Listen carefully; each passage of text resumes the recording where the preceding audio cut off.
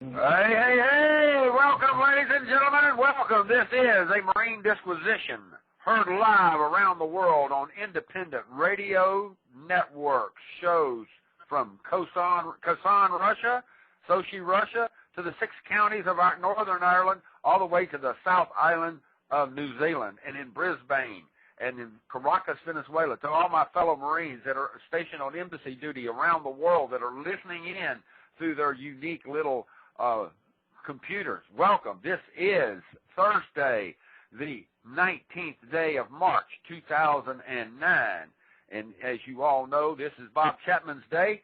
After my quote, we'll bring Bob up. I've got a quote here about friends from Pythagoras. Those of you that remember Pythagoras and the Pythagorean, the Pythagoras rhythm in algebra. Friends are as companions on a journey who ought to aid each other to preserve in the road to a happier life. True words never spoken, ladies and gentlemen. I just lost a recent friend because of a misunderstanding, and when a person turns off the communications, there is no forgiveness, there is no communication, and you have to move on. George Washington stated 230 years ago, "The willingness with which our young people are likely to serve in any war, no matter how justified, shall be directly proportional to how they perceived the veterans of earlier wars were treated and appreciated by our nation." And from yours truly, Drew Malone Raines III, I once wrote, our republic of sovereign states was launched as a natural law republic, meaning the founders recognized all rights come from God, the Father, not a government created by men. I wrote that in 1995 in a brief to the state of Arkansas Supreme Court in my dissertation at the end of the pleading. One of the chief justices on the Supreme Court at Arkansas wrote me a commentary after the case was decided in my favor. He was very aptly appreciative of several of the founding father quotes I used while bringing forth accord and satisfaction and the rights of the sovereign citizen to do so. With all of that said, the platitudes against me, let's bring the greatest advisor around the country, around the world, Mr. Bob Chapman, the international forecaster, founder, and the one man for 10 years, 15 years, longer, 30 years, has been bringing forth the truth, warning about the Weimar Republic collapse coming to America, to the United States, and it's coming to your front door.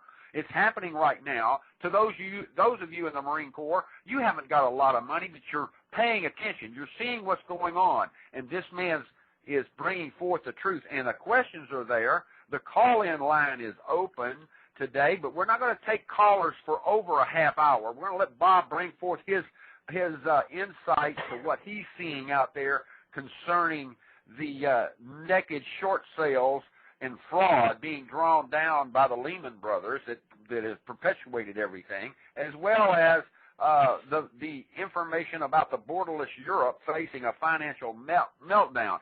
He's got the insight. Welcome to the show, Mr. Chapman. Well, thank you. Thank you again. Nice to be here.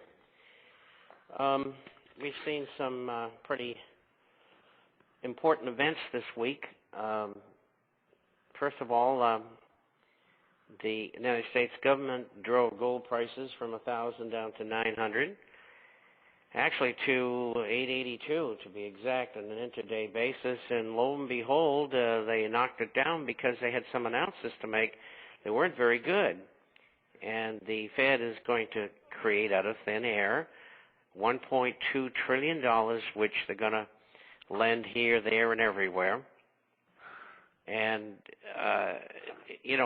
that's devastating, because when you create that kind of money to buy treasuries or to give money to Fannie Mae and Freddie Mac, or to lend it within the system, it's immediately inflationary. And the gold market performed and turned around. In fact, yesterday it rose $60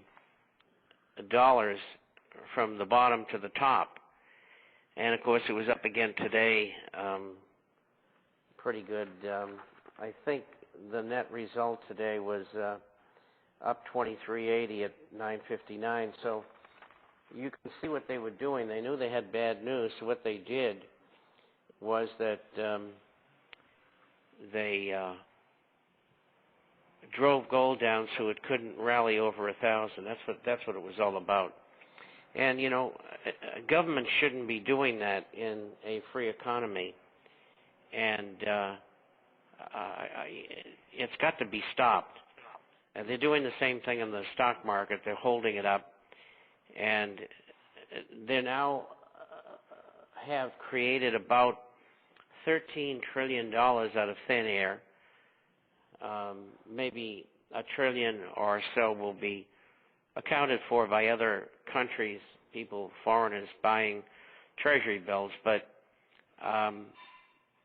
we're going out here over the next 2 years, and by the end of that 2 years, we should be in really serious trouble. And so, with that said, I think everybody should be doing things to get ready for all of that.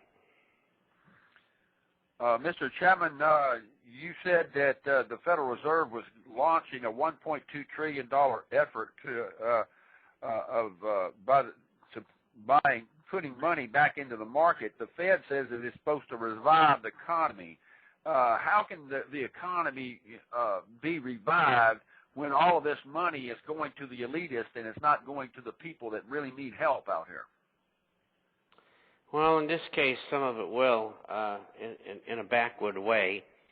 The purchase of mortgage securities, I'd be real interested to see what they pay for them. Most of that toxic garbage is worth 15 or 25 cents on the dollar. There are some exceptions, but not most. And so all they're doing is burdening the American public with the debt from domestic and foreign banks, as well as brokerage houses, investment bankers, and insurance companies. The next will be the bailout of pension plans. And there'll be lots of bailouts. I just picked one up, $5 billion for auto parts suppliers. That's what they're going to get. The whole thing is insane because 2 or 3 years from now, the whole thing will collapse. And there's no way back. It just has to happen. A question in the reference to that, derivatives, they're talking about derivatives in the mainstream, and even in Europe, here in Europe, they're citing that the banking system around the world needs to be overhauled, and derivatives should be banned. What is your take on all of that? Well, I think derivatives should be banned, and I think hedge funds should be banned.